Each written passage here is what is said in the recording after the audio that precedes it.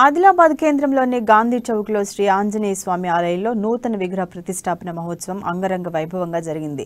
చింతకుంటవాడ హనుమాన్ ఆలయం నుండి ఆలయ విగ్రహాలను ఊరేగింపుగా తీసుకుని వచ్చి మొదటి రోజు పూజా కార్యక్రమంలో భాగంగా గోపూజ, వేద పారాయణము, గణపతి పూజ, స్వస్తి పుణ్య ఆవాహనము, పంచద్రవ్య పాసన, రక్షాబంధన, యాగశాల ప్రవేశము, యజ్ఞ కార్యక్రమాలు నిర్వహించారు.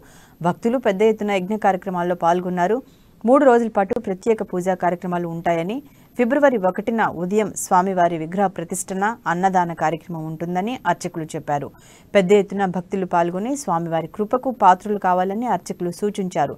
ఆలయానికి గుడి గంట, లాకర్ను దాతలు బహుకరించారు.